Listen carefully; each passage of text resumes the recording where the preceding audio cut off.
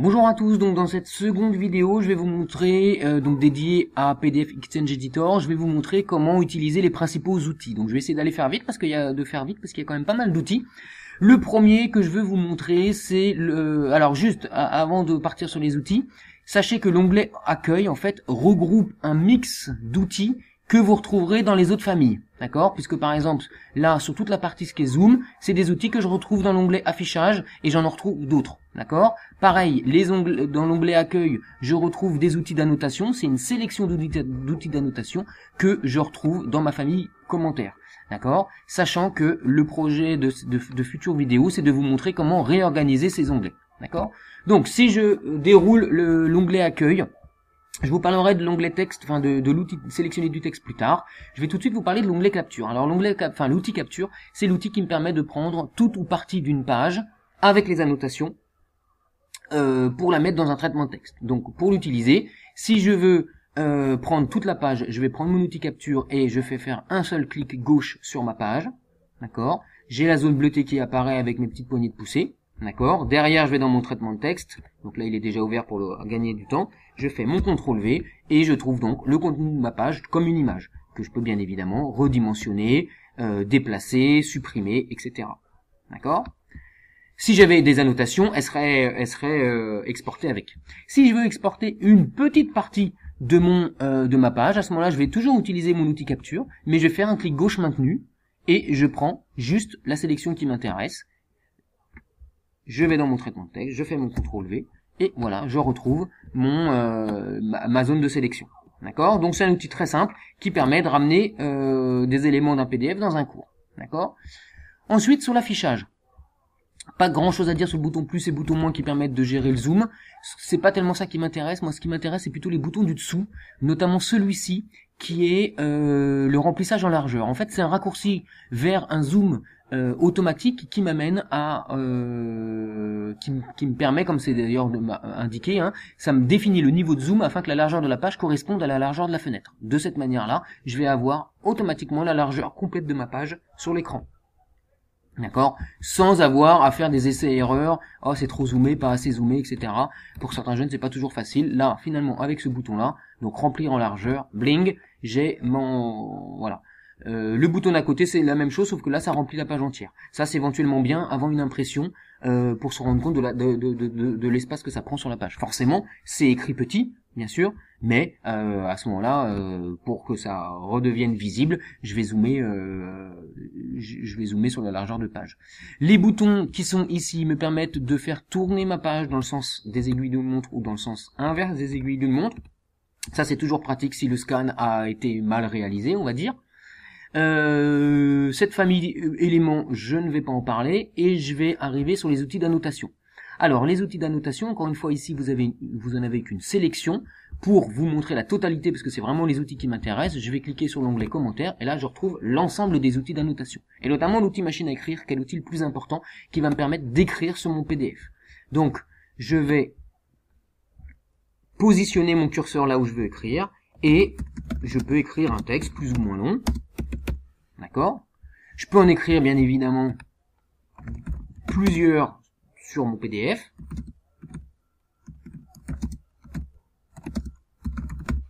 D'accord? Je peux bien évidemment en déplacer un, donc je clique sur une annotation, j'amène mon curseur au centre de l'annotation de manière à avoir la flèche quadridirectionnelle, clic gauche maintenu et je me déplace. D'accord? Si je me suis rendu compte que j'ai une faute, et ben je vais double-cliquer dessus et à partir de là, je vais me déplacer avec les flèches de mon clavier, d'accord?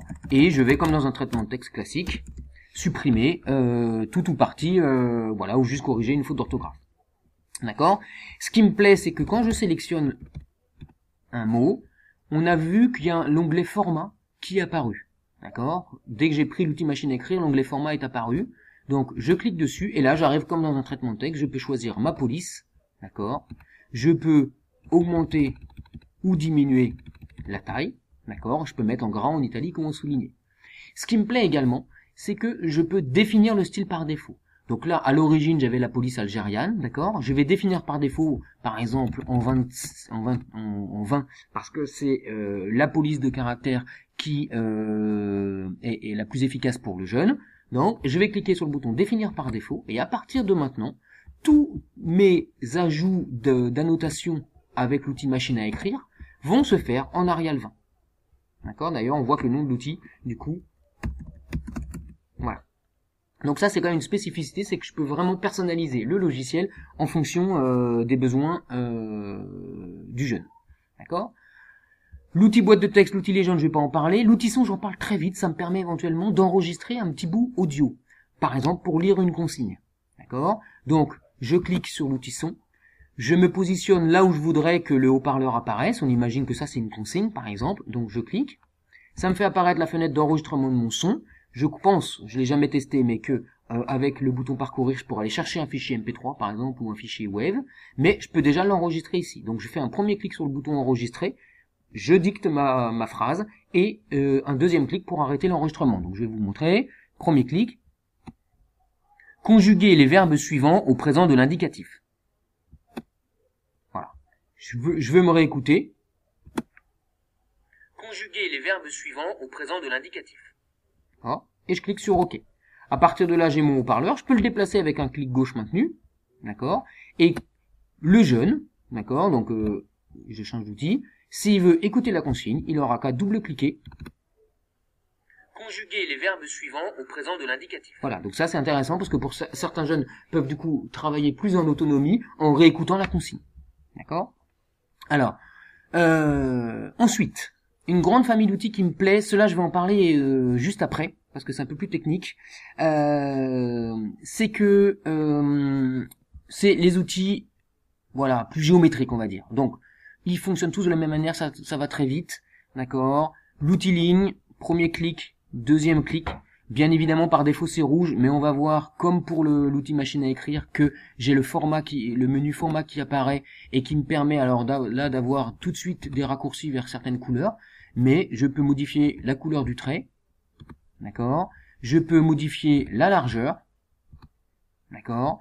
Je peux modifier l'opacité, je peux modifier le type de marquage de début et de fin, d'accord. Voilà, d'accord.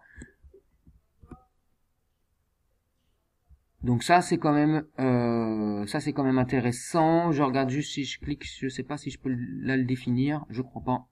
Non, je crois pas que je puisse le définir par défaut comme pour l'outil machine à écrire. Voilà, mais j'ai déjà en fait des modèles préenregistrés avec différentes couleurs. D'accord.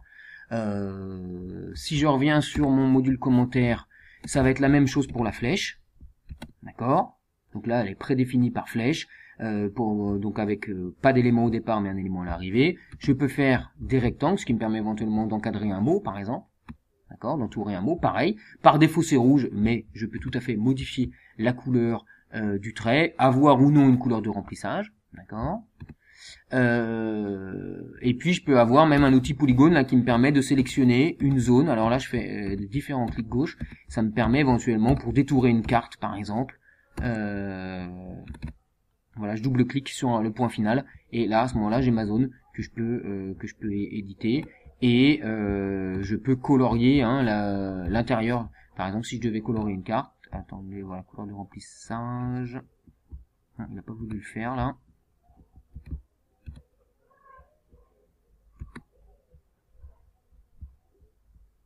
Alors ça serait à travailler. Honnêtement, c'est une fonction que j'utilise très peu, donc c'est pas très grave. Et voilà. Alors, des outils qui servent beaucoup également, c'est les trois outils là. Alors, ces outils-là, pour pouvoir être utilisés, c'est comme l'outil de sélection de texte. Il faut que, ça va marcher pour certains documents et pas pour d'autres. Donc, pour savoir si ça marche, il vous suffit de prendre l'outil sélection de texte et d'essayer de sélectionner du texte. Là, il se trouve que ça marche puisque j'ai déjà une sélection possible. Donc, à partir du moment où j'ai une sélection possible, ces trois outils-là vont fonctionner. D'accord. Donc, par exemple, si je veux souligner un mot, je prends l'outil souligner et j'amène sur donc le mot que je cherche à souligner et j'ai un stabilo. D'accord. Je peux également barrer un mot éventuellement. Pareil avec un clic gauche maintenu. D'accord? Si jamais ça ne fonctionne pas parce que vous n'arrivez pas à sélectionner du texte, à ce moment-là, il faut mettre en fonction la reconnaissance de caractère. D'accord? Alors, pour ça, c'est dans l'onglet Convertir et OCR des pages. Donc vous allez chercher l'OCR de la page. D'accord? On va juste faire la passe courante pour gagner un petit peu de temps. Vous laissez, alors la langue, vous cochez, vous choisissez français. La précision, éventuellement, je vous conseille de mettre high. D'accord? Et vous cliquez sur OK. Là, ça va faire un peu comme une impression. D'accord? C'est-à-dire que j'ai une fenêtre qui apparaît. Ça prend quelques secondes par page. Après, ça dépend de la disposition aussi du document. Et de cette manière-là, si vous ne pouviez pas sélectionner du texte et donc utiliser les outils de stabilotage et de barrer, eh ben vous pourrez le faire. D'accord? Donc là dans mon exemple ça marchait déjà, donc j'aurais du mal à vous montrer maintenant, mais essayez sur un document qui ne fonctionne, enfin sur lequel ça ne fonctionne pas, et vous allez voir que après le passage de l'OCR ça fonctionne. D'accord? L'OCR me permet éventuellement, d'ailleurs même, à partir du moment où j'ai sélectionné du texte, si je fais un clic droit, je vois lire le texte sélectionné à voix haute. Donc si j'ai pas voulu enregistrer les consignes, par exemple, eh ben le jeune peut la faire lire. Voilà. Alors là, forcément, comme c'est du texte en anglais, l'accent est assez nul, d'accord. Mais ça fonctionne. D'ailleurs, est-ce que ça fonctionne? Alors, ça fonctionne du coup pour du texte. Hein, ça fonctionne pas pour l'outil d'annotation, d'accord. Voilà. L'outil crayon me permet de dessiner à main levée. D'accord. Qu'est-ce que j'aurais d'autre à vous dire pour finir? Donc l'outil protégé, je m'en fiche un peu. L'outil formulaire, je m'en fiche également. L'outil organisé, je m'en fiche un peu. L'outil conversion, donc on a vu qu'il y a l'outil OCR des pages qui est intéressant. D'accord. L'onglet de partage, je m'en fiche un petit peu. Et l'onglet de révision également. D'accord. Donc voilà pour les principaux outils qui sont amenés à être utilisés. Vraiment l'outil capture, hein, pour synthétiser. L'outil capture est très fréquemment utilisé. Les outils de zoom, pas mal. Et l'outil machine à écrire et les outils d'annotation. Voilà pour cette vidéo. Alors pour vous montrer que les annotations sont bien exportées quand j'utilise l'outil capture, je vais prendre ce bout là par exemple. D'accord, avec mon outil capture, je vais dans mon traitement de texte, je fais mon CTRL-V, et on voit bien que tout ce que j'ai rajouté sur le PDF est exporté. Donc voilà pour cette deuxième vidéo. Je sais que ça va un peu vite, n'hésitez pas à la visionner plusieurs fois, n'hésitez pas également à me contacter donc sur le mail ergothérapienotredame tout attaché @yahoo.fr, ergothérapienotredame@yahoo.fr, pour me questionner sur un élément de la vidéo pour lequel vous voudriez plus d'informations. Merci beaucoup et bonne journée. Au revoir.